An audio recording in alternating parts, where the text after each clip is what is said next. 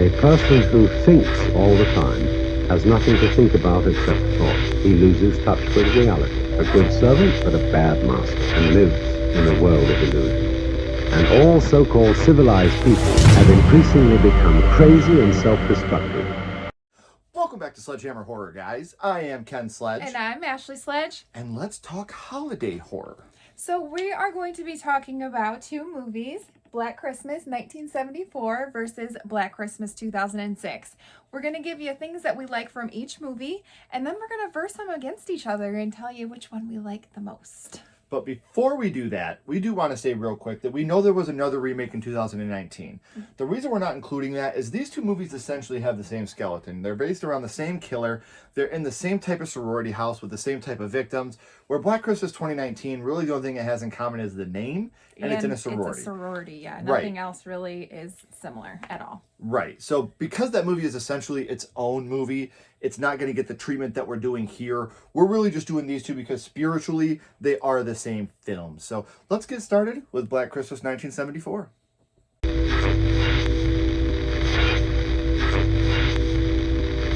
Now, we couldn't talk about Black Christmas 1974 without talking about how this movie was produced and directed by Bob Clark, who also did A Christmas Story, Where You'll Shoot Your Eye Out. And I've heard that these take place in the same universe. I don't know if it's true or not, but I'm going to say fact. How cool would that be if they were in the same universe? Yes. We have this kid over here wanting a BB gun, but you'll shoot your eye out. And then the you have Red Ryder BB gun over here, and over here we got Billy on the next block over. So for the purpose of this video, these movies take place in the same universe. You want to get us started off, babe? Let's talk about Billy up in the attic, just like stalking. We kind of get his point of view looking, through the attic. I really like that shot. And I like how that's essentially how we see Billy throughout most of the film. Yeah, we don't really get, a full-on of him. We get more of his point of view. But when we do get the first idea of who Billy is and what Billy is, we have Claire going into her closet. She hears something, and then Billy pops out, puts the bag around her face. Unfortunately, we don't have any clean linen bags, so we had to use plastic bags here for, just for instructional purposes. But it still gets the job done. Yeah, I still think it may be one of the most iconic kills just because of what happens throughout the course of the movie with Claire. But she has to go from one place to another. Yeah, so I really like how we just get his shadow of him taking her up to the attic. I love that shot. Again, we don't see him really. We just see his shadow, and you see him kind of carrying her. Well, what I love about this, I'm going to go off track just for a second.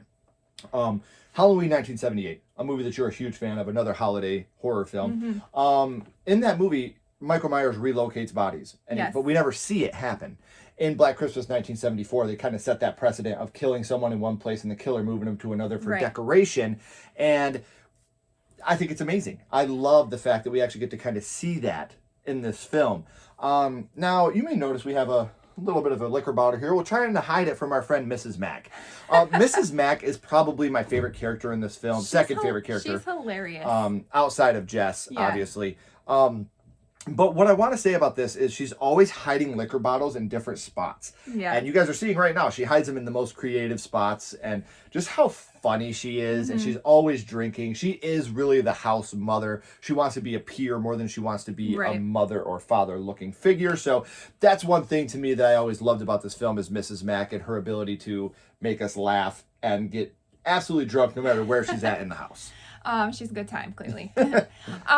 Let's talk about Claire's body being up in the attic. We see her, and she's in like a rocking chair, and she has the bag over her head, and her mouth is open. Awesome shot. Love how it looks. We continually go back to this shot throughout the movie, because a lot of this movie nobody knows where she is, so we keep getting this shot like she's right here, but nobody knows. She's literally right above their nose. Exactly. Well, that's one thing with these versus episodes, guys. We're not getting too much into the plot points of the films, but this is a major plot point. Where is Claire? Her father comes to try to find her. I can't recommend this movie enough. If you haven't seen Black Christmas 1974, in my opinion, if we didn't have this or Psycho, we wouldn't have Halloween, Nightmare on Elm Street, Friday the 13th. Absolutely. They all built off each other, and this to me is the real starting point. So if you haven't seen it, it's a great movie to watch during the holidays. So that we do it every year. We watch Krampus with the kids. We watch Black Christmas with us. Yes. Another thing I want to talk about, I was talking a little bit ago about how Jess Bradford, played by the amazing Olivia Hussey, is amazing. And it's because of scenes like this. I'm going to have an abortion. You can't make a decision like that. You haven't even asked me. I wasn't even going to tell you. I love the fact that she's not going to let a man tell her what she can and can't do with her own body. Girl power. Love it. Love it. Absolutely love it. Well, we're talking about funny girl power. Okay, so let's talk about this. This cracks me up every time I see it. Fellatio 20880. Fellatio. It's a new exchange. FE. And then we get this again. Yeah, Felicia. One of the girls that was in this afternoon gave it to me. She gave it to you. I know. Something dirty, ain't it? It's hilarious. Like, every time I see it, I crack up. Yes. And what I love about it is how, like, he's trying... She gave it to you. It's so awesome, man. He's like, I don't even want to know what that means. Like, he knows that it means something It's dirty. something dirty, isn't it? Yeah. Love it, man. Now, her boyfriend, who is the main culprit throughout the whole movie, he's, like, the main person that they got their eye on throughout the whole movie. He gets pissed off because he goes in for his piano. That's what he's going to college for, is music theory. Mm-hmm. And obviously he fails because you see here he, goes ham on the piano during his test, I guess it would be. Yeah. And then he fails, so he beats the hell out of the piano. I think this is kind of to show how unhinged he can be when something doesn't go his way. Absolutely. So what else makes you a prime suspect besides being an unhinged, insane person? So it's little things like this. When you watch this scene, you realize, wow, this guy's unhinged. And if something doesn't go his way, like maybe someone wanting to abort his child, what lengths would he go to? Absolutely. There's another storyline in this film that we talk about is a little girl that is missing. The mom is goes in the police station the same time that they're looking for Claire. Mm-hmm. And she says, my daughter's missing, and then we get the search party. Everybody, they're looking for Claire and they're looking for this 14-year-old girl, and we see Claire's dad looking. He sees the little girl, and then the mom, goes by and sees her too, and it's just heartbreaking. What's sad about it is at first you don't know. Obviously, as a viewer, we know that Claire's up in the attic, but you don't know when the dad sees it. Because now which he knows one it could be. Yeah, this could be my little girl. Right. This lady just lost her little girl. Fucking heartbreaking. Absolutely. Another thing with Jess is not only am I not going to have an abortion, but she's also like this. You can't ask me to drop everything I've been working for and give up all my ambitions because your plans have changed. I'm not going to change my plans because you failed your test. Right. Because you failed doesn't mean I have. I'm going to stick the course. I'm not going to give up my dreams because yours fell through. Ladies, listen to what she's saying. Mm-hmm. Be your own person. You don't need a man to guide you. So love Jess Bradford, one of the best final girls of all time. And even to go into more detail. You are not going to abort that baby. Peter, you're not going to tell me what I can and cannot do. I love that. He's like, you're not going to abort that baby. And she's like, you're not going to tell me what I can and can't do with my own body, you son of a bitch. Now, this did not originate from Black Christmas. This actually was from When a Stranger Calls. Yes. But still... It still has the same effect. Still goosebumps. One of the most iconic lines of all time. He says the calls are coming from number 6 Belmont Street. For Christ's sakes, Nash, you got it wrong. That's where the calls are going into. That's where they're coming from, too, sir.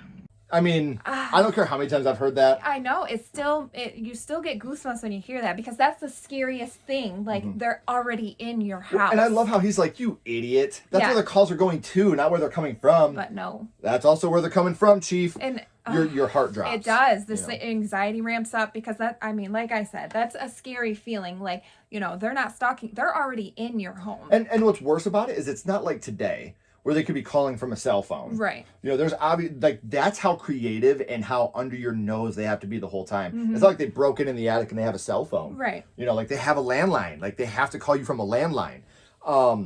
Yeah. So, absolutely terrifying. One last thing we want to talk about before we start dissecting the remake. So they have the cop that's supposed to be watching over the house, right?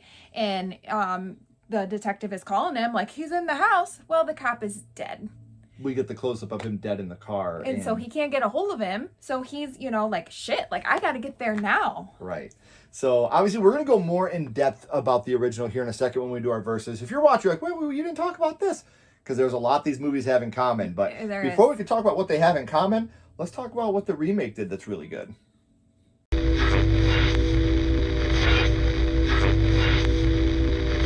So now let's talk about... Ashley, spit it out. Eyeballs are good. You look like your Billy Rubin's a little high. Anyway, let's talk about the 2006 remake of Black Christmas. Black Xmas in this situation. Yeah, so let's just talk about Yellow Billy. He's so freaking yellow, like fluorescent yellow. He looks like the bad guy from Sin City. He does. He absolutely does. Now, let's talk about a little bit of the kills. Like, I think that the kills in this movie are definitely a step above. He's definitely more aggressive, for sure. Anybody that could sharpen a candy cane and then stab it through a security guard's neck, you're pretty ballsy, man. Yeah. That's going to take a lot of work to get a candy cane that sharp. So, what about all these freaking eyeball kills? So let's start with the attic and Megan. So Megan in the attic, she gets stabbed a bunch of times and then gets her eyeball ripped out. So it's funny because Agnes has something to do with eyeballs too. Like, they're so obsessed with eyeballs together. They really do like eyeballs. We also get some. Now, I talk about how some of the kills in this movie are really good. Yeah. Some of them aren't that good. Like, you have the Santa kill that's done completely off screen. I've never been a big fan of off-screen kills, but at least we got a little bit of good blood work here. Mm-hmm. Doesn't look bad. No, definitely got the blood work going on. So let's talk about Mom killing Dad, Billy's actual real dad, that actually cares about Billy. The only one that actually cares about Billy. And watching them hit him with that hammer, you know, Billy's watching it. He's watching it, yeah. So maybe he was not born this way. He's misunderstood. He was this way because of his environment. Mm-hmm. One thing that Ashley brought up while we were filming, and if you guys get the chance to go back and rewatch this movie, the score is very Home Alone. Oh, yeah. And I think it's awesome. Like, when you said that, I was like, you're right. This sounds very Home Alone-ish with the score. It totally does, yeah. And she completely nailed it. So we're going to go from something super joyous, like Home Alone. I don't even want to talk about this, but we have Hold to... on. Trigger warning. We are about to talk about incest, sexual assault. We are not going to be showing any clips. No. But if that is something that is going to trigger you in any way, fast forward about a minute and a half. So, like I said, I don't even want to talk about this, but for plot reasons, we kind of need to bring it up. How Mom is bored with stepdad and goes up and rapes Billy, and it grosses me out. It makes me feel so uncomfortable. Like, we fast forward through this part every time just because I hate this part. It's unnecessary. It really is. They didn't need that. No. And I get what they're trying to. This is why Billy's so fucked up, and Agnes is his daughter because the mom gets impregnated here, right? And she has her normal baby now. You know, we get to see baby Agnes here, but it's just like, it's hard for us to talk about because this is something we've always. If you know anything about Sledgehammer horror, you know that sexual assault, rape, incest is just the one trigger for us. So we wanted to throw that trigger warning out there. Obviously, we would never, under any circumstances, show any type of clips that promotes anything like that. So if you really want to see it that bad, I guess go watch the movie and then go seek some therapy because it's fucking gross. Let's talk about more eyeballs. So Billy, he eats Agnes's eyeball, and there's so many eyeballs. And they're always getting crushed and eaten. Yeah. And, I can't imagine that they taste that good. I can't either. And then right after this, he fucking stabs his stepdad. Where at? In the eyeball. Right in the eyeball. And then he kills his mom by tying Christmas lights around her neck and dragging her, and then he ends up... I mean, not that she didn't deserve it, but... Totally both of them did. Then he gets quite decorative with her, though.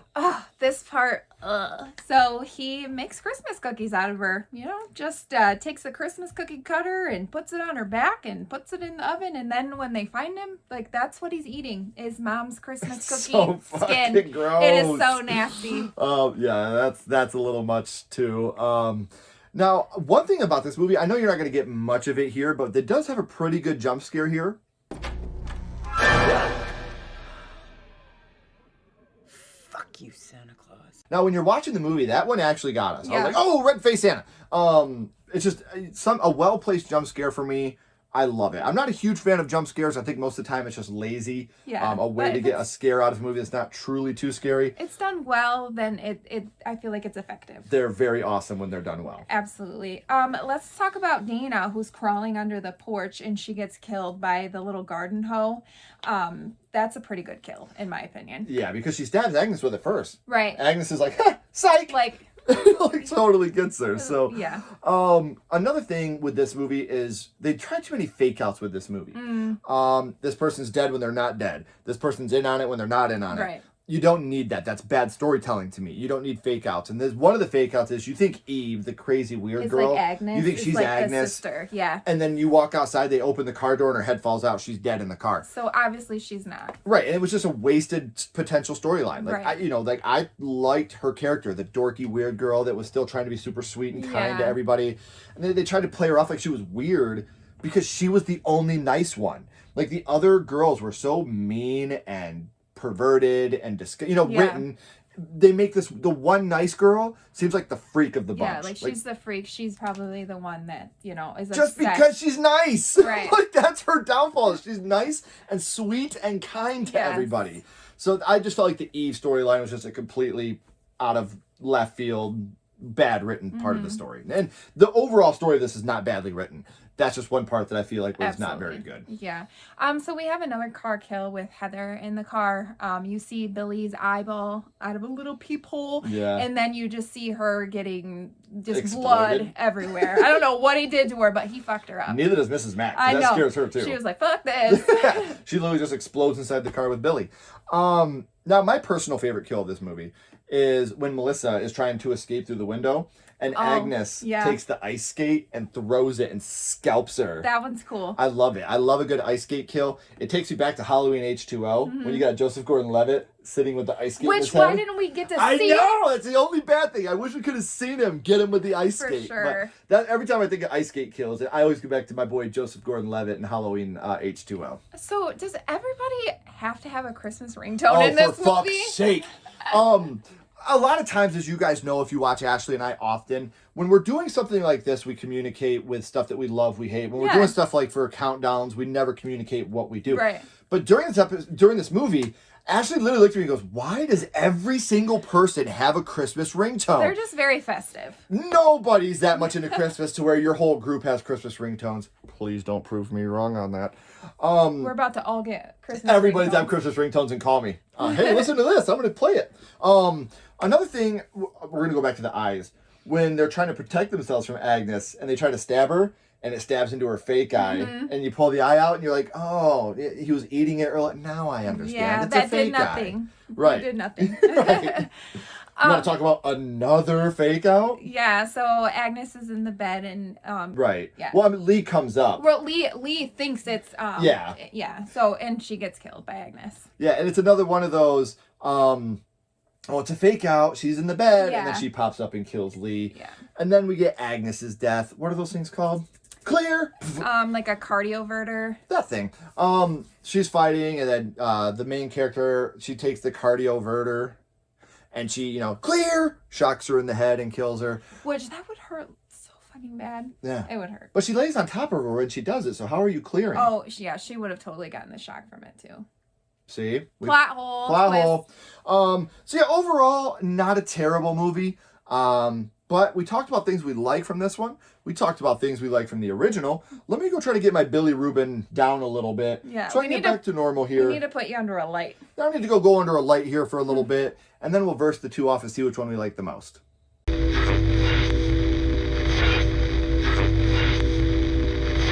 So let's do the versus aspect of this. We're going to talk about things that are the same from both movies, and then we're going to tell you which one we like more.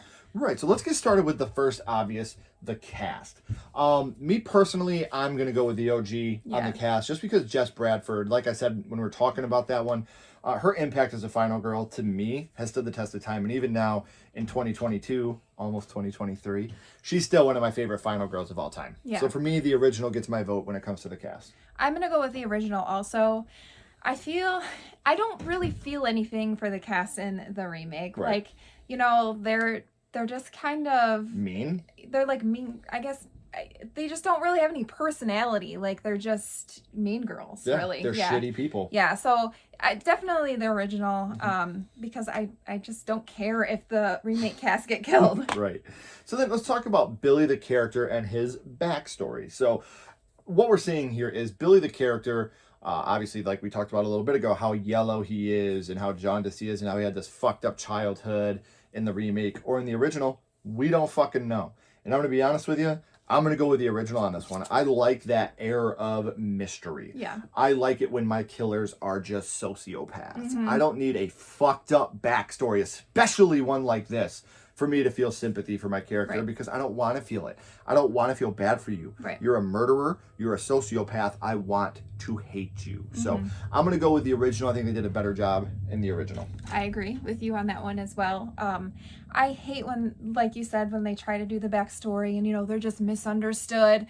No, they're just evil people. Like, let's just leave it to that. They are bad people. So, yeah, the original for me, too. But Billy in the remake is quite the violent lad in comparison to the original. I will say that. He really is violent. Like, we showed you some of the clips of him, you know, murdering. And, yeah, it's very violent. Now, let's talk about the unicorn kill, which is obviously, in my opinion, I said the bag face is one of the most iconics in 1974. I think the unicorn kill is the most iconic in that movie. Absolutely. And like I said, in 1974, you have Billy killing with the unicorn. And then in the remake, you don't get that as much. All you really get is them, you know, Agnes grabbing the unicorn as she strangled her and just a quick stab and it cuts. So I'm going to stick with the original on this one just because of the impact it has. And this is the moment where you really see how scary Billy is. Before you see him, you know, do the bag over the face and things like that. Right. In this moment, you see he's scary. He's a scary dude. So I'm going to go with the original on the unicorn kill. Crazy enough, I'm going to agree with you again. The original, for sure. Sensing a pattern here. I know. Yeah, like you said, you see more of what's going on, and it really shows you how evil Billy can be. So... now let's talk about the phone calls that you get to hear. So this is what you get to hear in the original.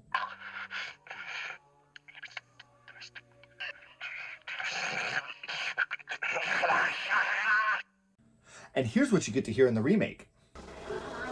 Where's Agnes? Billy! What your mother and I must know is where's Agnes? So on this one, I think that I'm going to go with the original just because that's the one that always scared me the most and how it's how he's fluctuating his voice all the different ways. I know in the remake, you know, you're hearing him talk about, Billy, we need Agnes. And it's like the father and the mom are talking. I like in the original how you don't know. Right. It's just some crazy fucking dude. So I'm going with the original on the phone calls. I like the remake on this one, and the reason I like it is because it comes across as like different people, like, you know, like was Claire. It came from Claire's cell phone, so we get the aspect that maybe Claire's just fucking around with us and stuff, and so I like that. I like that better. I get it. Yeah. Well, that's where technology comes into play. Yeah. So and which is cool. They made it more modern for this time. Yeah. Yeah. Absolutely. Now let's talk about one of the most disappointing things to me, Mrs. Mack's death. In the original, you have her getting the hook brought into her and her getting pulled. And in the remake, you get her getting a icicle falling on her head. Yeah. While the icicle looks cool, you know, it is bloody and it looks good. I got to go with the original. Just because Mrs. Mack, the character herself is so much better in the original. I'm not saying anything about the actress because the actress came back. Oh, yeah. From the OG. She came back from 74. Phenomenal. And she did have a spot in here, but you can't beat the first Mrs. Mack to me. Like, she was so funny and so unique and such a character at that time that was so ahead of its time. Where we had a woman that was openly drinking, openly flipping people off, you know, using vulgar language in 1974. So I love Mrs. Mack in 1974, and I think her death just is a little bit more impactful to me. I would agree with that. I think her death is more impactful in 1974. Mrs. Mack, she kind of is like a badass. And so, I mean, an icicle is going to take Mrs. Mack out. Like, it's just, I don't believe it. So, yeah, for sure, I have to go with the original on that. Okay. Now, let's talk about this. When we're going to go into storyline here a little bit. In the OG, you don't have any Agnes. It's just Billy the killer. But in the remake, however, you do have an Agnes. And she is Billy's sister. She has a huge part in this movie and explains a lot. In the OG, you don't know how the guy out in the police car died. Right. Billy went outside, came back in without being seen. Hard to believe. one of the few faults I have with the original. But in this one, you could technically see how that could happen because there's two of them. killers. So I can see that. I'm going to actually go with the remake on this one. I like the fact that we got introduced to Agnes. I don't like how Agnes was created. I don't like, her backstory. No. But I like the idea of two killers being the same, one and the same. So I'm going to go with the remake on this one. I'm going to stick with the OG. Agnes's backstory just creeps me out. It's too much for me. Yeah. If they would have went a different way about it, maybe it would have been okay, but like it was just a sister and not like his daughter's sister. That's weird. So yeah, I don't like the incest part of it. It grosses me out, and so I would rather have no Agnes. That's hard for me to argue. Yeah, I get it. Now, part of Billy, not so much in the remake, but in the original, is his mystery. And in the remake, we get that a little bit. Like we get Billy looking through the floor up at the shower in the remake, which is essentially just a way to look at a bunch of boobies. Or in the original, you have him, the only time you really see Billy is when you see his eye through the door after the unicorn kill. So I'm going to say that when it comes to seeing Billy and his eyeball, I'm going to go with the OG on this one. I like the fact that you don't get a lot of who Billy is, and all you see is his eyeball at one moment. I think that's awesome. So I'm going to go with that one. I'm going to agree with you on that, with the original, because you just get the one time him looking out, and I think that's so much more scary. Like, if you get it over and over again, it just kind of gets repetitive, and it's like, okay, like he's peeping on us again. But with that one, it's just scarier to me. So now one last thing. Let's talk about the ending. Oh, I'm sorry, I've totally forgot one. Let's talk about the boyfriend. So in the OG, Jess, forget the boyfriend. Right. Jess kills her boyfriend downstairs thinking that he was the killer the whole time because, like I said, he was a fucking psycho. Or in the remake, you have Agnes killing the creepy boyfriend upstairs in the attic after she puts the bag on his head and then stabs him through the head. So of those two, which one do you like more?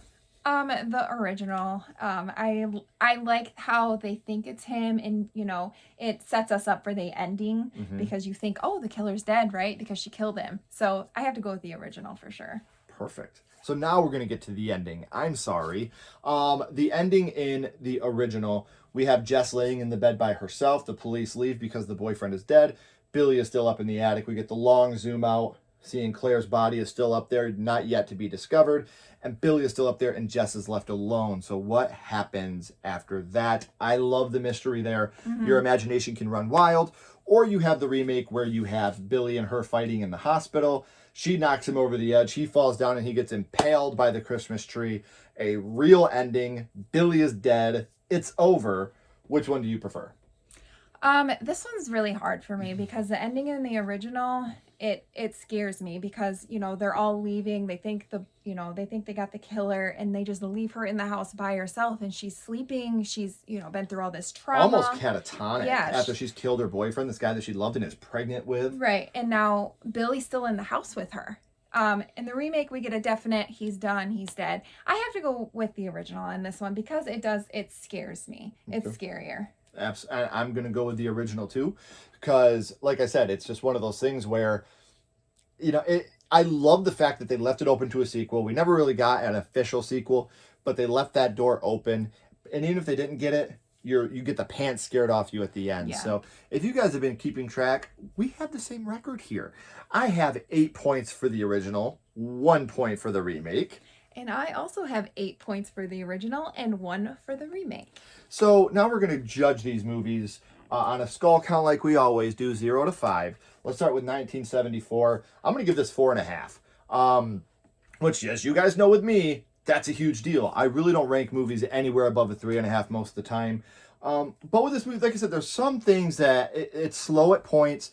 And like I said, the cop being dead outside, but Billy's been inside the whole time. Did he have a partner? Did he just run outside and kill him and come back in? There are definitely plot holes and things like that in the original. But overall, my favorite Christmas horror movie. Krampus is my favorite Christmas family horror movie. I know I'm being really weird and picky right now. But this, if it's just me and my wife watching a horror movie at the Christmas time, it would be Black Christmas. If it's me and the family, it would be Krampus. Absolutely. Or it would be Gremlins. So, for this, I'm going to give it 4.5. And then for the remake, a 2. I think the biggest saving grace in the remake is the kills. I think the kills are brutal. I think the kills are disgusting. All the eye shit is just gnarly as hell. Yeah. But the incest stuff is way too much for me. Yeah. The amount of fake outs is a little much for me. I don't know. Like, again, I like the remake. I think if there would have never been an original, maybe I'd even hold the remake in higher regard. But when you're going up against a movie that is so important to me and almost perfect, you're going to fall flat. And it's no fault of the remakes, but I'm going to give that one a 2 and the original a 4.5. All right, so the original for me is also going to be a 4.5. I enjoy this movie a lot. It really does scare me. And just like the mysterious, the unknown, I really like that. And then the remake, I'm going to give a 3 out of 5. It's like you said, the incest stuff and that I can't stand that. I don't like it. We could have done without it. Absolutely, they could have still had a good movie without that. I feel like that part was just thrown in for shock value. Yeah. You know what I mean? Like they the only reason. Agnes could have easily been the stepdad's kid. Absolutely. And it could have had the same thing. But hey, how can we shock people and gross people out? And let's make the mom rape the kid. Yeah, it's too much. It's too much for me. I don't like it. Unnecessary. It absolutely is. And also, like, there's so many eyeball kills. Like, it's just too much for me. Like, too many. So yeah, a 3 out of 5. It's entertaining enough. Yeah. Again, the characters aren't the greatest. You really don't care if any of them get killed off. So and that's the big thing with me. So we do want to say, guys, it's the end of the year. Thank you for another awesome year with Sledgehammer Horror. And from our family to yours, the happiest of holidays. We hope you guys have an amazing holiday. And I hope 2023 is the best year of your life so far. Absolutely. If you haven't already, guys, make sure you like and subscribe. Share these videos with your friends so they can be involved in the family as well. And until next time, I'm Ken Sledge. And I'm Ashley Sledge. Keep talking horror. Stay who you are. And we'll see you guys next year. Bye, guys.